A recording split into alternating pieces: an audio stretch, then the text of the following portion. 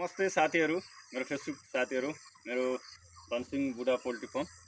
विशेष गरी हिजो साथीभाइहरूलाई कसरी चाहिँ 2 केजीको ब्रोइलर बनाउने सम्बन्धी भिडियो बनाएको पनि थिएँ। तपाईँहरूलाई मैले 1 महिनामा 2 केजीको कसरी कुखुरा बनाउने भनेर हिजो भनेको पनि थिएँ। तपाईँहरूलाई त्यो भन्दा अलि विश्वास लाग्न सक्दैन होला। मैले यो महिना असोजको 3 गते हालेर कार्तिकको हिजो 1 गते बनाएको थिएँ। आज फेरि 2 गते बनाउँदैछु।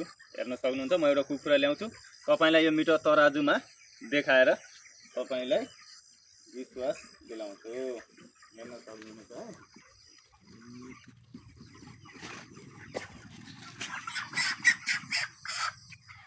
ल है, यो मेरो ब्रोइलर कुखुरा आज 30 दिनको भयो।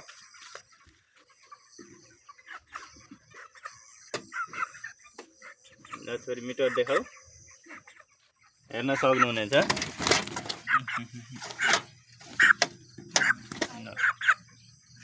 ल हेर्न सक्नुहुन्छ, ल बसेन। ल हेर्न सक्नुहुन्छ 2 केजी छ है।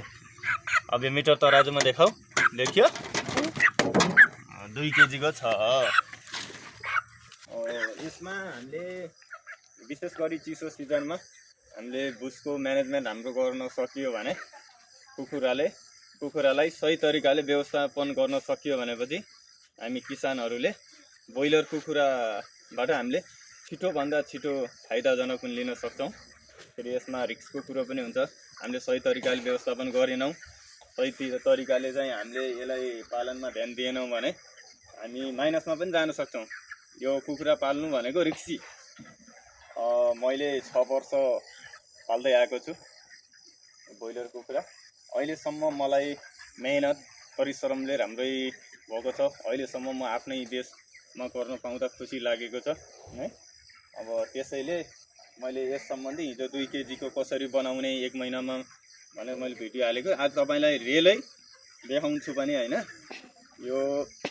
यस सम्बन्धी तपाईले हेर्न सक्नुहुन्छ। खै छोरी यता ल्याउ त। यो तपाईको यो तपाईँ 2082 6 महिना 3 गते हालेको हैन, 550 कुखुरा। आज ट्याक्कै कार्तिकको आज 2 गते भयो है त। अब यो मैले तपाईलाई विशेष गरी देखाउन खोजेको। हवस् त, नमस्ते, धन्यवाद। शेयर, कमेन्ट, लाइक गरिदिनु होला है त।